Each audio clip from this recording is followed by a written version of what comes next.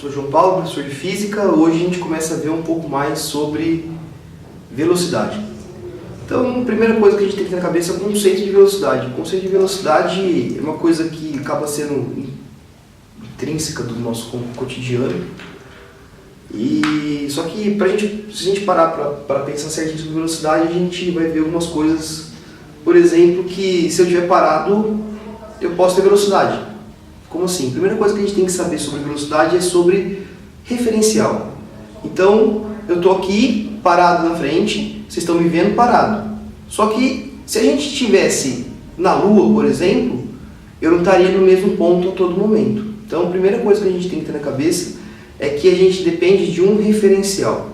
E esse referencial, ele precisa estar no nosso exercício de física para a gente saber certinho calcular a velocidade.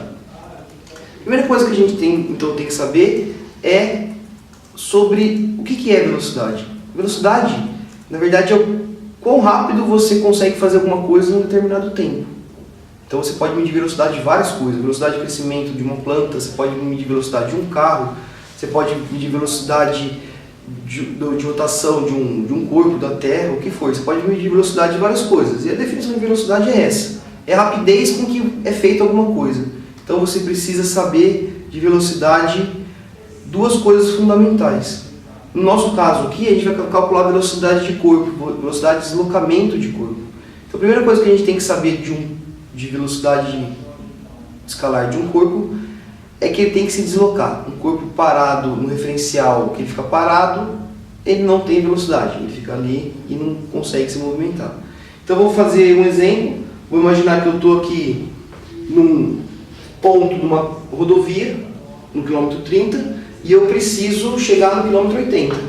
Eu posso fazer esse caminho de várias formas. Eu posso andar bem devagarzinho lá no meu carro, e aí eu vou chegar aqui no quilômetro 80, ou eu posso fazer uma coisa mais rápida. Isso daí, o que muda? Eu preciso saber o tanto que eu andei. Então tudo isso aqui, ó, eu preciso saber o tanto que eu me desloquei. Se eu sair do 30 e cheguei no 80, eu tenho tanto que eu me desloquei. E outra coisa fundamental é saber o tempo que eu demorei para sair de um ponto e chegar no outro.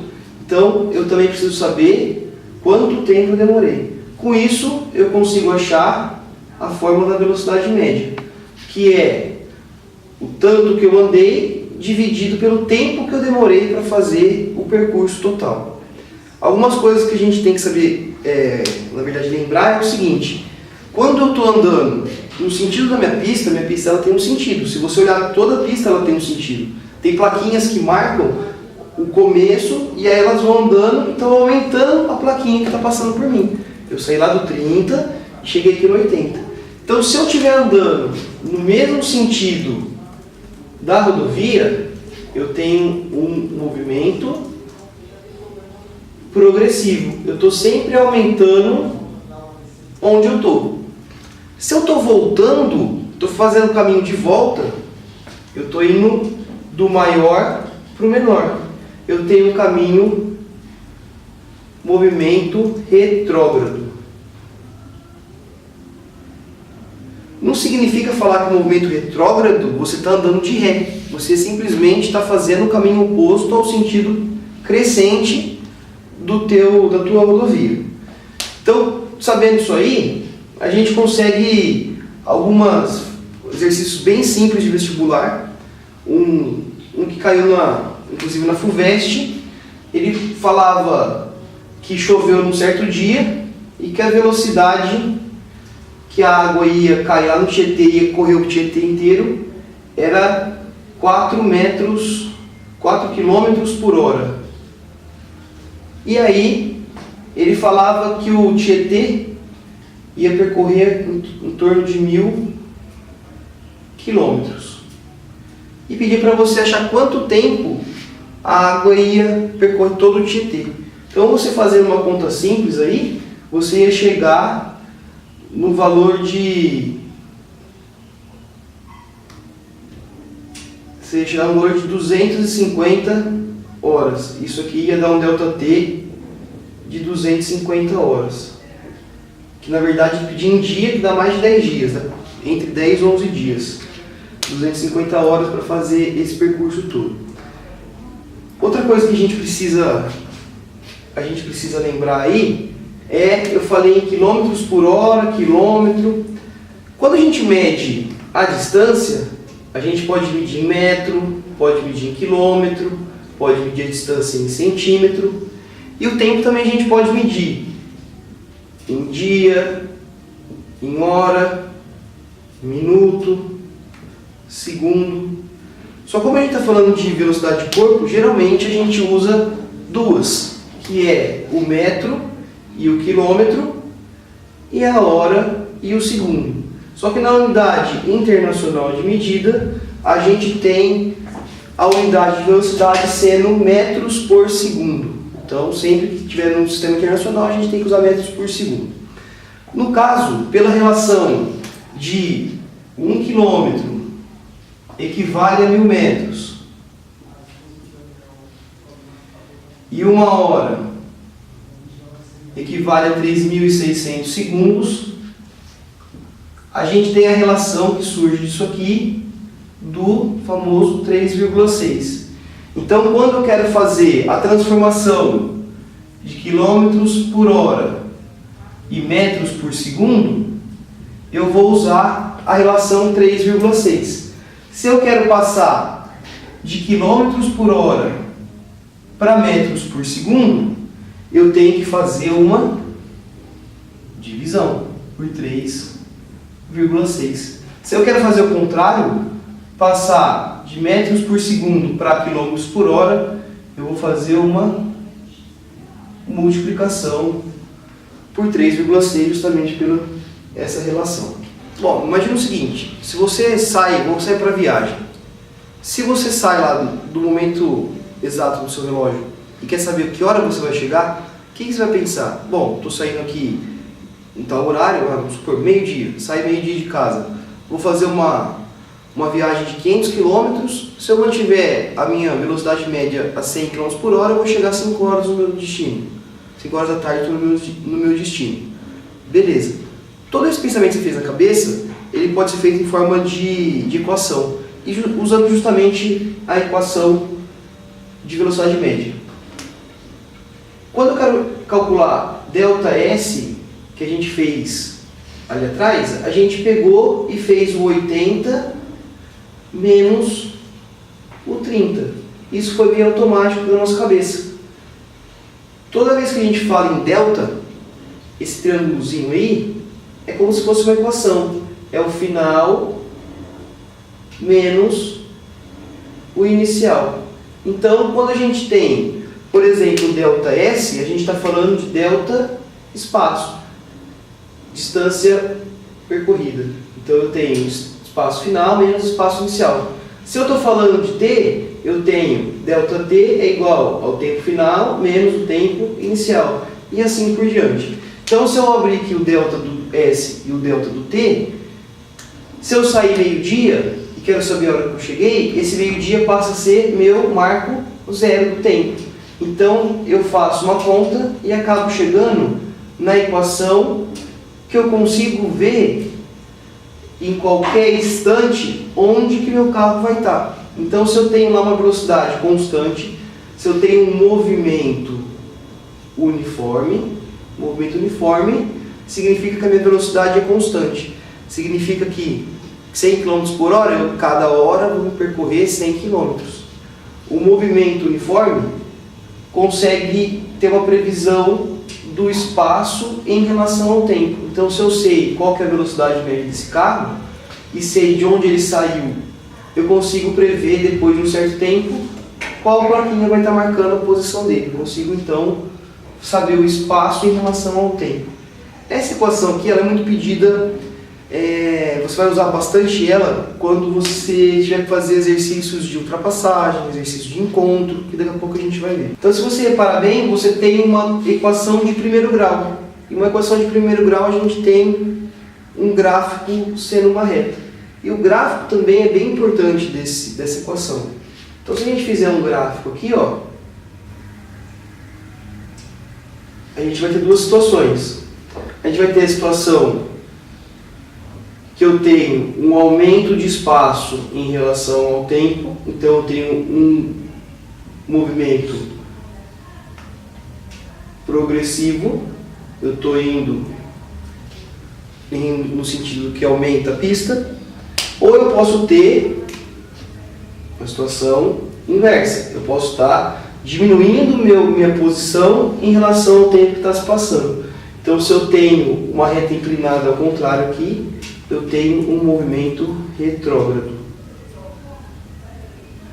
E por esse gráfico, eu também consigo tirar a velocidade média. Então, se eu quero, por exemplo, saber a velocidade no instante T1 e T2 do que está fazendo o movimento progressivo, eu só olho a posição que ele vai estar em cada um dos instantes. Então, daqui eu tenho a variação de posição dele e daqui eu tenho a variação de tempo pedido. ΔS sobre ΔT, eu calculo velocidade. Então, esse gráfico aqui ele dá várias informações sobre o nosso movimento. Então, tem um exercício para a gente ver certinho, inclusive para a construção de gráfico a gente vai ver o que acontece isso aí. Tem uma bicicleta que ela está numa ciclovia e ela começa o movimento dela onde a ciclovia marca 20 metros. E ela começa a andar depois de 2,5 segundos, ela vai estar na posição 50 da ciclovia, vai estar no metro 50 daquela ciclovia. E aí várias perguntas sobre isso. Primeiro, a velocidade média. Então, lembrando, velocidade média é a variação de espaço pelo tempo demorado. Então, eu tenho aí a variação de espaço do 20 até o 50, eu tenho uma variação de 30, movimento progressivo, porque aumentou de 20 para 50, e eu vou dividir isso pelo tempo que ele demorou, que foi 2,5 segundos. Então, eu vou ter uma velocidade de 12 metros por segundo.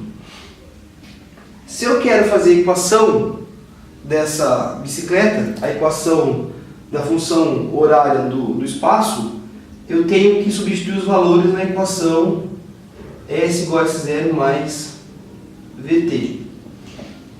Eu vou sempre deixar o S e o T, porque é justamente a equação, a função horária do espaço.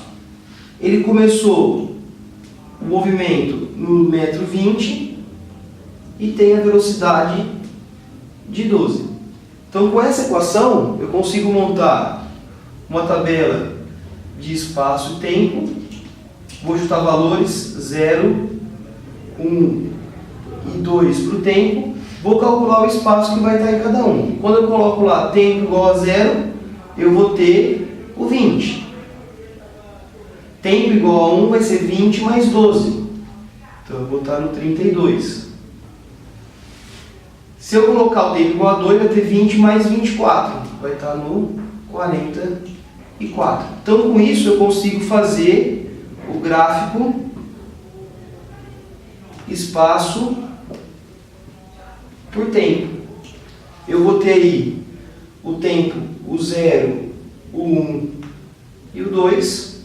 E vou ter o espaço 20, 32 e 44. Isso eu vou ter um ponto aqui, vou ter outro ponto aqui e outro ponto aqui. Isso vai me dar, meu Deus, uma reta que era para ser uma reta reta, que é a função espaço por tempo. Se eu quisesse fazer a função de velocidade por tempo, eu ia ter o mais simples, que era uma reta na velocidade em metros por segundo aqui no 12. Se eu tenho a velocidade sempre constante, no meu gráfico velocidade por tempo, independente da quantidade de tempo que passa, o meu gráfico sempre vai ser o mesmo valor. Então vai ser uma reta, vai ser um valor constante aqui da velocidade. E para finalizar, eu consigo calcular qual que é a posição após um tempo. Então se eu vier aqui, ó, colocar o 10, eu vou ter 120 mais 20, eu vou ter então 140 metros. Ele vai estar nos 140 metros depois de 10 segundos. Então mais dois exemplos aí que usa essa parte de velocidade média, função horária do espaço, que são bem manjados. O primeiro é sobre um móvel alcançar outro que está na frente, e quando vai ter ultrapassagem entre caminhões ou ultrapassagem em ponte, que é bem simples, tanto um quanto o outro, mas que é legal a gente dar uma lembrada. Então aqui o primeiro exercício fala que tem um carro A, ele está com uma velocidade de 40 metros por segundo e ele está passando na placa do marco inicial da estrada. E nesse momento que ele passa na placa inicial aqui, um outro carro B, que está com uma velocidade mais baixa, está passando pela placa do quilômetro 60. Eles estão no mesmo sentido, a orientação dos dois é a mesma. Então a pergunta é quanto tempo que o carro A vai demorar para chegar até o carro B. Então o que a gente pode, primeira coisa, ver é que a gente tem a velocidade do carro de trás maior do que a velocidade do carro da frente. Então isso faz com que esse carro, uma hora ou outra, acabe alcançando esse outro, tá? E isso a gente vai ver justamente pela função horária do espaço. Então eu vou fazer a função horária do carro A.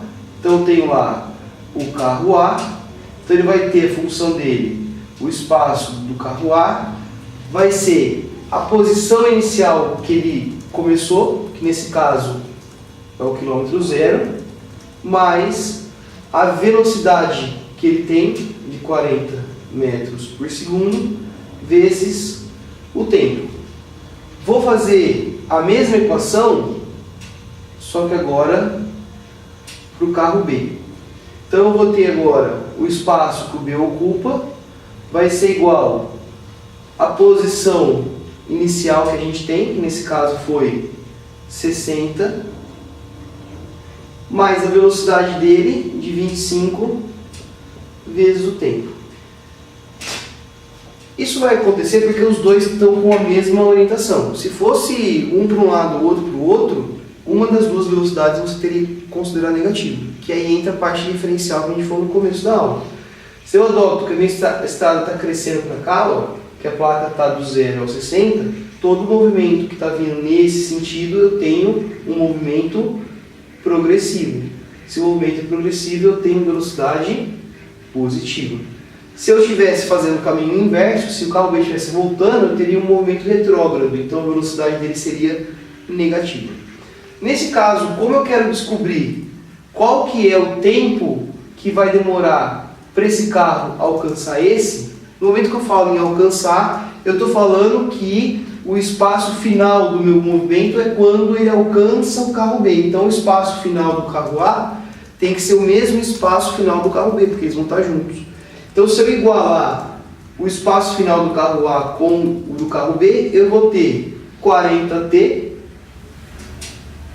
Eu vou ter então aqui o espaço A igual ao espaço B. 40t, que é da equação do carro A, vai ser igual a 60 mais 25t. Vou passar o 25 para lá, sobra 15t. Então eu vou ter que o tempo que vai demorar é de 4 segundos. Então o carro A vai demorar 4 segundos para poder alcançar o carro B. E em que posição que isso vai acontecer? Aí eu posso pegar e colocar um em um no outro. Posso colocar no carro A, então eu vou substituir o T por 4. Eu vou ter SA igual a 40 vezes 4, que dá 160 metros. Ou poderia substituir no SB, que seria 60 mais 25 vezes 4. 25 vezes 4 é 100 mais 60, dá os mesmos 160 metros. Então eles vão se encontrar quando a plaquinha estiver indicando o metro 160. Então eu consigo saber quanto tempo vão demorar para isso e onde que eles vão se encontrar. O outro exemplo também clássico é o exemplo entre ultrapassagem de caminhões. Então você tem que considerar um corpo extenso, os caminhões passam a ser corpo extenso, e o fundamental para você lembrar é o seguinte, que um caminhão só consegue ultrapassar o outro depois que ele passa por inteiro. Então só vai completar a ultrapassagem depois que esse caminhão tiver passado por completo o outro caminhão. Então, com isso, eu posso fazer também as equações dele, mas se eu reparar aqui, ó, esse caminhão está 4 metros por segundo maior do que o outro caminhão que está na frente dele. Então, no caso, para ele conseguir fazer a ultrapassagem, ele tem que andar o tanto do caminhão que ele vai ultrapassar, mais o tanto dele. Ele vai ter que andar no total de 120 metros.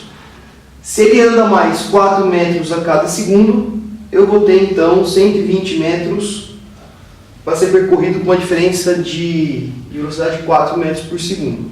Isso vai dar 30 segundos para ele conseguir fazer a ultrapassagem de um caminhão no outro aí. Espero que tenha ficado um pouco mais claro. Nesse caso aqui, se fosse o contrário, a gente somaria as velocidades, então o tempo que eles demorariam seria somado, mas como eles são na mesma orientação, será a subtração. Espero que tenha ficado um pouco mais claro os exercícios sobre velocidade média.